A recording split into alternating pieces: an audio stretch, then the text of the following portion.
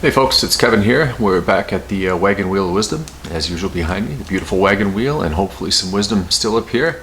I just got back from the football game a little bit ago, and I just wanted to get into this while it was fresh in my mind. Man, what an amazing sight down there. New coach. It was a lot of fun. The Badgers are winning. I had to get the heck out of there, though, because of the heat. It was the hottest game in the history of, well, the Badgers. So it was warm, mid-90s. Luckily, I got to sit in some shade, so that was okay, but it was still hot, and I just wanted to get home, and I don't know, I'm still struggling a little bit being in crowds, but it actually went pretty good, and I feel pretty good that I was down there. But the first thing I wanted to talk about is safeguarding your energy and not just giving it away. The reason this topic is fresh on my mind is because of the amount of people down there that were dressed in scantily clad outfits, wearing next to nothing, and how I've been talking about remaining celibate and going at it, I guess, from that angle of just really protecting and harnessing my own energy and not just giving it away to help fill that missing void that I think many of us are feeling inside. We tend to seek out different things to take away from the pain that we're feeling. It comes in many forms: alcohol. Some people immerse themselves in work. Some people use sex, hooking up. Just whatever we can think of to possibly take away, even for the briefest of moment, the sadness and the anger and the fear and all of those things that we're feeling. So I found it vital to just speak to you on that a little bit and kind of tell you like the why behind why I'm doing that. It isn't because I have some end goal in mind. It isn't, I feel down, but I don't feel depressed and down and out, if that makes sense. And I believe inside of me that I'm protecting my energy at this moment in time, and I just don't want to give it away to some random person just to hook up, I guess, or give it away to alcohol to drown the sorrow, because as somebody that used to drink, the following day I feel 100 times worse. I don't, again, smoke weed much anymore at all. I stopped probably completely now. I think that's going on about 3 weeks ago, and feel amazing about that. Absolutely clear, because I was finding when I was taking a little rip of that stuff that the high was fine, the low was not. So just that to me is what safeguarding your energy is all about. Just being very protective and very particular in how you use it, because at the end you're going to need it to face these things. And that's going to lead me into this next point here.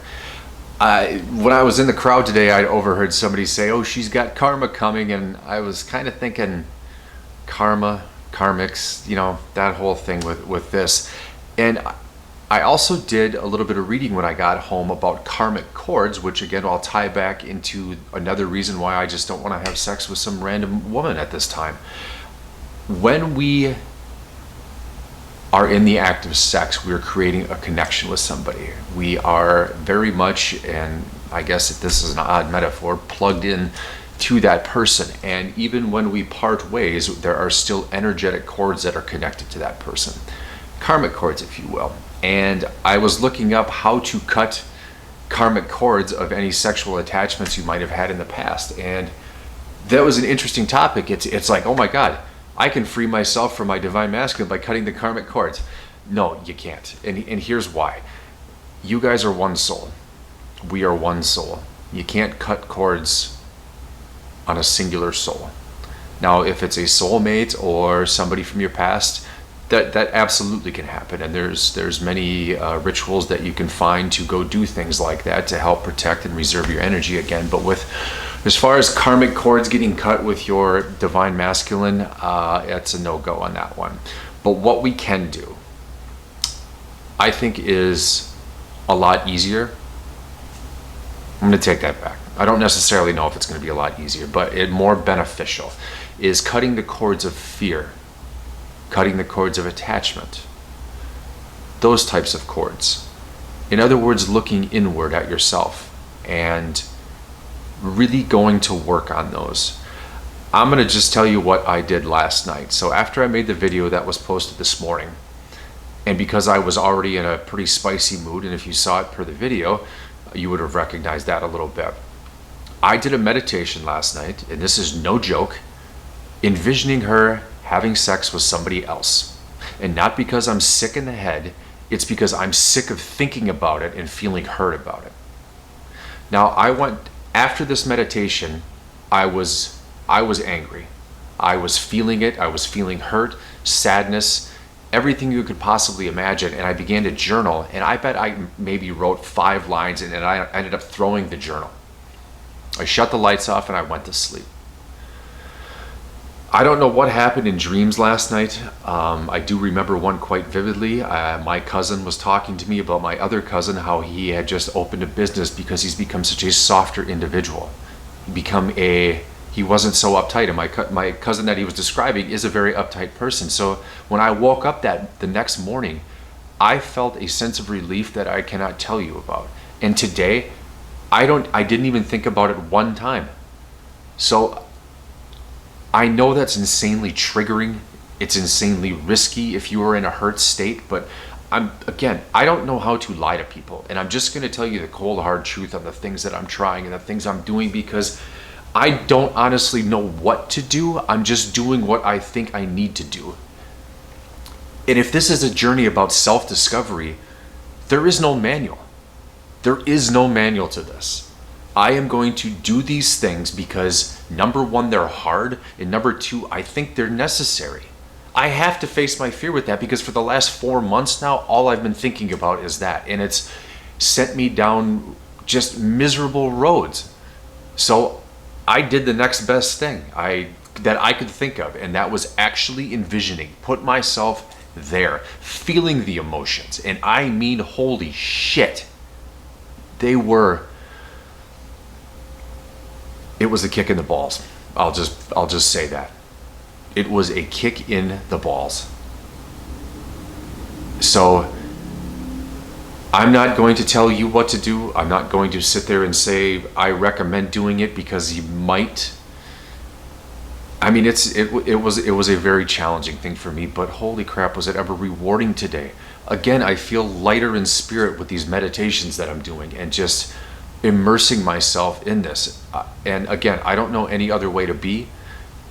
As I said, this is a discovery. This is a work in progress. I have no manual for this. Sure, there are videos out there saying things, blah, blah, blah, what you can and cannot do. But again, I'm a guy. That's why I'm trying to convey this to the other male divine feminines out there. And I'm not trying to exclude females in any capacity. If you guys are resonating with this as well, by all means listen, because I think we are all one giant group here going through some very similar emotions and stuff. But again, and I really referenced this on the last video, men think a little bit different than women. Less emotion, more, I suppose, problem-solving tactics. If I'm going at that right, and maybe some guys on this video can comment down below about that and how they approach that. So, but as far as like that constant looping and feeling that pain inside of thinking about it, and I'm not to say it's not going to rear its head again at some point, but today was a pretty damn good day in that regard. And if that is fuel for me to look at other avenues, holy moly, now we're talking. Now we're getting somewhere, because I was able to be very present down at that football game today. There was some thoughts about maybe I'd run into her, but again, the odds of me seeing her down in crowds, and I'm not talking just in the stadium, outside of there nearing 100,000 people, is a small percentage, and I didn't run into her. So all was well in the world. And I don't know, I guess I would say I recommend trying it if you feel you're up to it. But I don't want to push anything that I'm doing onto anybody. I'm just telling you about my journey and where I'm coming from with that. And I'm sorry if I keep looking down. I've got my notes down below here. I actually took some advice that I thought was hurtful in the moment, because of course I was making it about me at that time when my ex decided to break up with me. She had said to me, and it is so apparent she was absolutely accurate, because right prior to the breakup, I had told her about 3 weeks ahead of time that I could feel myself really slipping down this road of depression because I wasn't happy with what I was doing. I'm looking back on it because I'm very happy with what I'm doing right here and feeling fulfilled to be able to convey this journey to all of you, that she was right. And she told me, she goes, work feverishly towards your goals. You know, I took that as the biggest insult. Like, I wasn't hearing it at that time, just in a state of anger.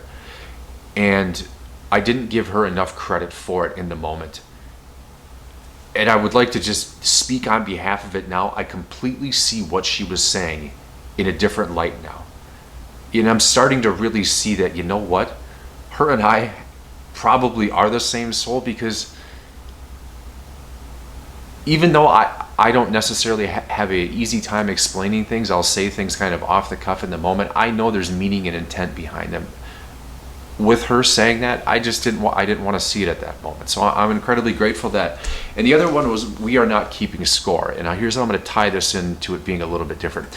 So I had said to her at one point in time that I'm coming down to your place an awful lot. And she lived an hour and 10 minutes away. And she goes, well, we're not keeping score. And I said, well, I'm kind of keeping score because you're not coming to my place very often and you're demanding I go down there. And it wasn't, again, that big of a deal because I still wanted to see her. And boy, do I ever see that now differently, that I've been able to sit with this through meditations over and over again, trying to stop that constant looping, because I was keeping score a much different way as this process was going on post-breakup by, she owes me an apology. She did me wrong. I'm hurt because of her. No, man, I'm not keeping score with that anymore. There is no score. This is about a journey of me rediscovering every single aspect of me, a rebirth, being reborn again, a brand new human being. And she's right. We aren't keeping score here. This is an act of forgiveness on every single level. Forgiveness in some aspects towards her, but no, forgiveness towards myself as well, for hanging on to these old mindsets in my head that I thought had huge value, which did nothing but divide us more and create arguments in my head that weren't freaking real. That's what this whole keeping a tally thing, feeling wrong, feeling like she's one-upping me or I'm doing more in the relationship than she is. You know what? No. I'm discovering more and more with the relationship with myself now that none of that shit matters. And it really doesn't. I just thought it did at the time because, again, I was butthurt by the aspect that she didn't want to be around me at that point. And looking back at old Kevin versus this new guy, I don't want to go back in time ever again. I am having so much fun now. I am feeling like I've got this sense of purpose in my life again. This drive towards something that I've been yearning for a long time. And again, I'm going to have bad days and you're going to see them. We all are going to through this process because it is, again, the wildest emotional roller coaster I've ever seen or been on in my life. And I've been through some stuff in my life that has been very traumatizing. And this, while hard, is helping release all of that trauma from my past. So why the hell would I want to go back to the old? This new is pretty cool.